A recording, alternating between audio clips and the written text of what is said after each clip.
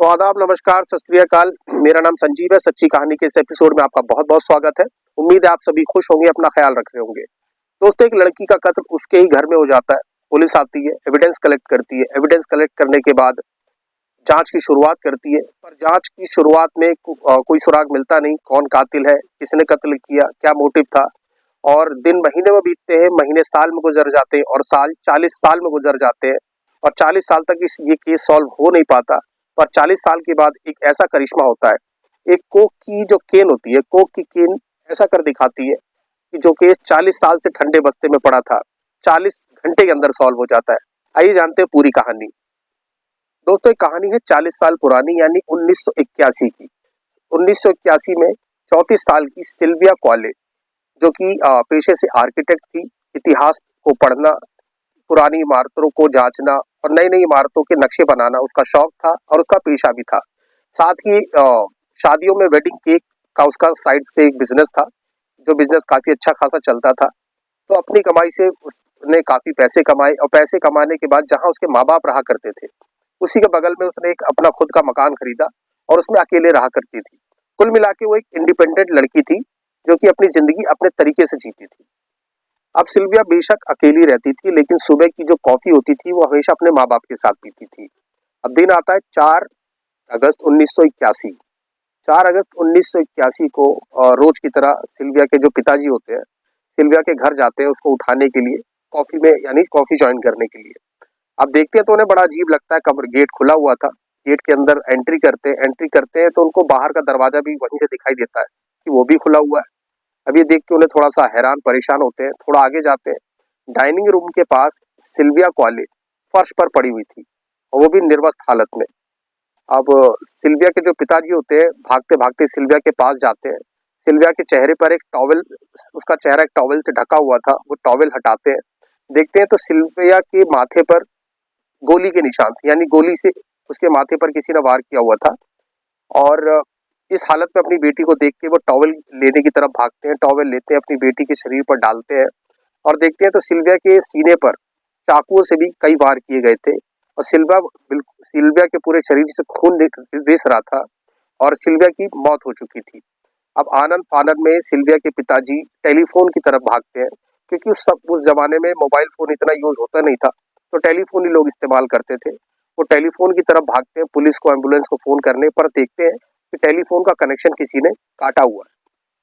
खैर, पुलिस को फोन किया जाता है, पुलिस आती है और सिल्विया के पिताजी बताते हैं कि ये निर्वस्त्र हालत में थी, लेकिन इसकी बॉडी पर टॉवल मैंने ही रखा है। तो पुलिस टॉवल को हटा देती है ताकि क्राइम सीन की एग्जैक्ट इमेज ली जा सके और उसकी बॉडी को पोस्टमार्टम के लिए भेज दिया जाता है। अब फॉरेंसिक टीम आती है, जगह जगह से एविडेंस कलेक्ट करती है। तभी पुलिस देखती है कि सिल्वा के जो बेडरूम की खिड़की थी वो आधी टूटी हुई थी। ऐसा प्रतीत हो रहा था कि किसी ने इसको तोड़ने की कोशिश की है, पर काफी मजबूत होने की वजह से वो टूट नहीं पाई। फिर पुलिस बाथरूम की तरफ जाती है। बाथरूम में देखते हैं तो बाथरूम की जो विंडो थी वो पूरी टूटी हुई थी, जिसमें से एक शख्स अंदर या बाहर आ जा सकता था और वो खिड़की का जो मुंह था वो बाहर झाड़ियों की तरफ खुलता था। तो पुलिस झाड़ियों के थोड़ा अंदर जाके भी जांच पड़ताल करती है, तो देखती है खिड़की के कुछ टूटे हुए कांच वहां झाड़ियों में मिले थे। अब इधर फोरेंसिक टीम जो होती है, सिल्विया के बिस्तर से उसका बेडशीट जो खून में सनी हुई थी वो बेडशीट अपने कब्जे में लेती है, पिलो कवर अपने कब्जे में लेती है और बेड के बगल में देखते हैं कि एक चाकू भी खून से सना हुआ पड़ा हुआ था। उस चाकू को भी कलेक्ट करती है और जाके उसको लैब में भेज दिया जाता है जांच के लिए। दोस्तों, एक बात मैं आपको बताना भूल गया कि सिल्विया की बॉडी जब मिली थी तो उसके दोनों हाथ पीछे उसी की शर्ट से बंधे हुए मिले थे। अब पुलिस केस की जांच आगे बढ़ाती है। इसमें उसके माँ बाप से पूछताछ की जाती है। माँ बाप से पूछताछ के दौरान माँ बाप बताते हैं कि सिल्विया से मिलने उस दिन कोई आया नहीं था। पर पुलिस जांच में ये भी पाती है कि रात के 11 बजे सिल्विया ने अपनी बहन से फोन पर बात की थी, यानी रात के 11 बजे तक सिल्विया जिंदा थी। इस बात की पुष्टि हो चुकी थी। अब तभी पोस्टमार्टम रिपोर्ट भी आ जाती है। अब पोस्टमार्टम रिपोर्ट में कत्ल का जो मरने की जो वजह थी वो दो कॉज उसके बताए गए।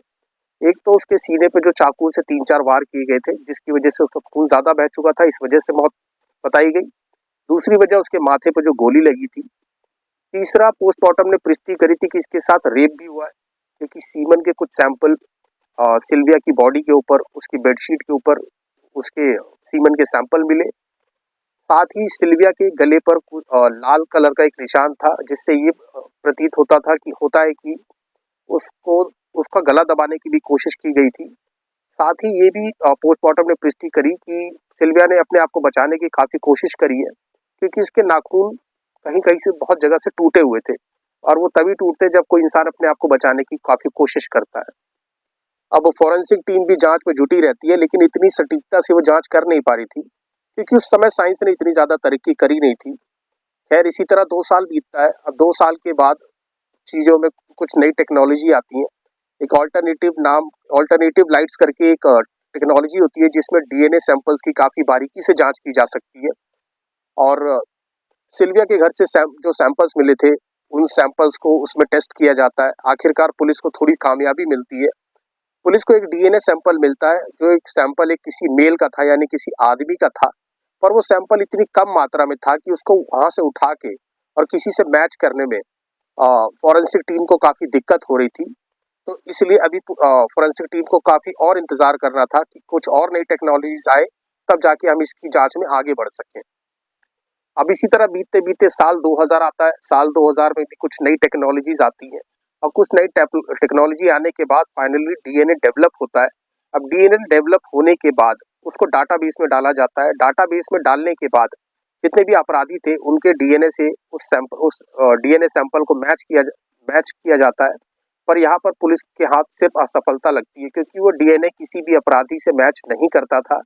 यानी कि जिसने भी ये जुर्म किया था, या तो ये उसका पहला जुर्म था, या तो उसके ऊपर अभी तक कोई भी आपराधिक मुकदमा दर्ज नहीं था। अब पुलिस को फिर और इंतजार करना था। अब पुलिस इंतजार के अलावा और कुछ अभी कर नहीं सकती थी। तभी टाइम बीतता रहता है। टाइम बीतते-बीते फाइनली साल आता है 2020। अब इस समय तक साइंस ने काफ़ी ज़्यादा तरक्की कर ली थी। अब इतने सालों के दौरान होता क्या है कि पुलिस हर साल, यानी 2020 से पहले हर साल वो उस डीएनए सैंपल को डाटाबेस में डालती और अपराधियों से मैच करने की कोशिश करती, पर 2020 तक तो सैंपल किसी से मैच हो नहीं पाया।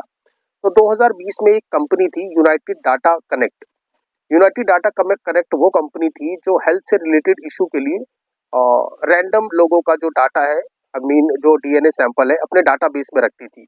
अब पुलिस ने सोचा कि इस कंपनी की मदद लेनी चाहिए, तो पुलिस उस कंपनी से मदद लेती है। फाइनली 6 मई 2020 को यूनाइटेड डाटा कनेक्ट की मदद से एक डीएनए सैंपल एक फैमिली ट्री से मैच कर जाता है। पर अब दिक्कत ये थी कि उस फैमिली में कुछ ही लोग अभी जिंदा बाकी थे। तो पुलिस की सुई एक इंसान पे आके अटकती है, जो 1981 में जहां सिल्विया रहा करती थी, उससे मात्र 20 किलोमीटर की दूरी पर रहा करता था। अब पुलिस 62 वर्षीय डेविड डेनवे को कोर्ट में पेश करती है, सारे एविडेंस कोर्ट के सामने रखती है।